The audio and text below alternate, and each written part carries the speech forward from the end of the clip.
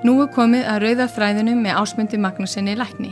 Með bókina Blóðsáttmálinn eftir Sten Nilsson kennara til hliðsjónar gerir Ásmundur leit að rauða þræði Biblíunnar. Hann tekur okkur inn í fortíð Ísraelsmanna og rannsakar hefði þeirra og fórnarathafnir. Hér umsjónarmaður þáttarins, Ásmundur Magnússon.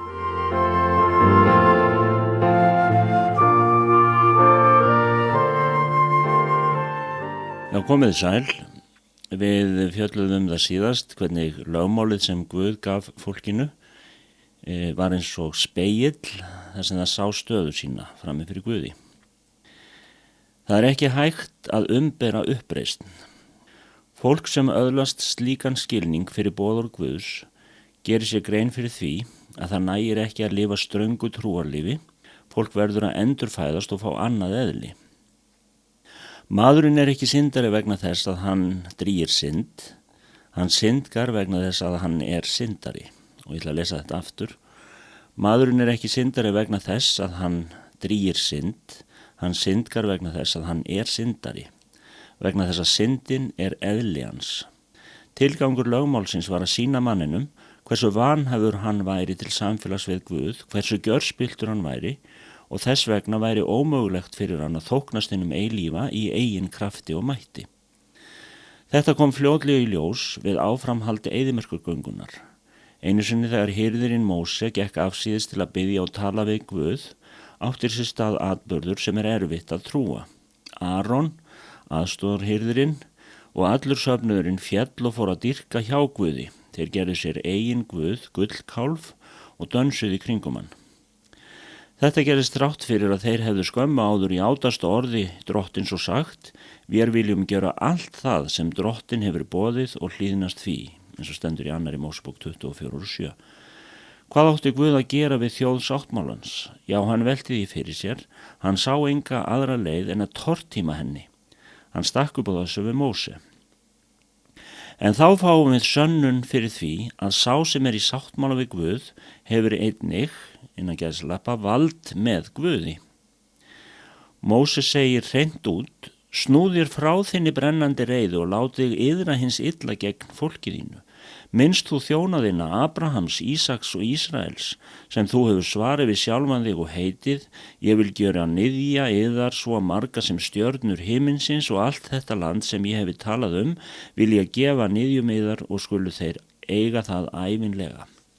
Þá yðraðist drottin hins illa hann hafði hótað að gera fólki sínu. Þetta er í 2. Mósebók 32:7-14, eða vil ég lesa það frekar.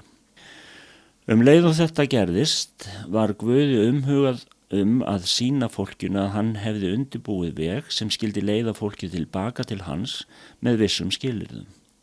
Það er mjög alvarlegt brot að gera uppreisn gegn Guði. Það hafði Guði útskýrt fyrir Adam og með því að gera blóðsáttmála við hann og niður í hans. Guð er Guð regluseminnar. Þess vegna getur hann ekki liðið uppreisn í þessum sáttmála. Ef hann refsaði ekki fyrir slíkt, væri hann ekki lengur Guð, fullkominn og réttlátur. Alheimur hans gæti ekki haldið sínu ákveðna skipulagi og allt færi í öngþveiti. Hvaða gagn er að lífslögmáli ef menn vilja ekki lifa eftir því? Drottinn sendi því Móse til lýðsins til að fá svar frá honum áður en hann gæfi lögmálið. Lýðurinn svaraði: Vér viljum gjöra allt það sem drottinn býður, og Móse flutti drottni aftur orð fólksins. Þetta er í 2. Mósebók 19. kapla. Drottinn birtist með stórfenglegum hætti. Þetta varð að gerast efnislega til þess að fólki skildi, því að það skildi ekki neitt annað en þá. Það fékk að sjá reyk og eld, þrumur og eldingar gengu yfir og mjög sterkur lúðra þytur heyrðist. Fólki skeldist yfir þessari mikilfenglegu sýn. Það sagði við Móse: Tala þú við oss og við skulum hlýða, en láta ekki Guð tala við oss að við deyjum ekki. En Móse sagði við fólkið: Óttist ekki, því að Guð er komin til þess að reyna yður og til þess að hans ótti sé yður fyrir augum, svo að þér syndgið ekki. Lögmáli sem Guð gaf var lífslögmál Abrahams sáttmálans og það var nauðsynlegt að virða þetta lögmál. Þá fyrst gat fólkið nálgast Guð án ótta. 3 aðalþættir lögmálsins. Lögmáli samanstendur af 3 aðalþáttum. Í annarri Mósebók 21-26 eru fyrirmæli sem snerta réttlætisvilja Guðs. Í annarri Mósebók 21:1-24 eru lög þjóðfélagslegt líf í Ísrael. Og í annarri Mósebók 24, 9-18 eru lög sem eiga að stjórna trúarlífið þeirra. Í lögmálunni er bent á 3 mikilvæg atriði. Fyrst koma fyrirmæli sem Páll kallar þjónustuna sem sakfellir. Lögmálið átti að vera eins og spegill sem fólkið gæti séð syndir sínar í og orðið meðvitað andlegan dauða sinn og sjá þannig þörfina fyrir náðugan Guð. Í öðru lagi voru það tilskipanir trúarlífið og embættin, þjónustu æðsta pressin sem fulltrúa fólksins gagnvart drottni heyrði undir þetta. Og í þriðja var eðli fórnanna sem var náðug aðferð Guðs til þess að hylja syndir fólksins svo að það geti haldið sambandinu við Guð þrátt fyrir andlegan dauða þess. Boðorðin áttu sem sé að gera fólkið meðvitað syndir sínar og kenna því að hraða sér til hásætis náðarinnar til að fá fyrirgefningu og komast hjá bölvuninni sem bitnar á þeim sem eru ótrúir sáttmálanum. Þess vegna gaf Guð Móse leiðbeiningar byggingu tjaldbúðar, heilagrar höfustöðvar í bænumiðjum innan gæsalappa. Þetta var björgunarleið Guðs til að fólkið glataðist ekki vegna afbrota sinna.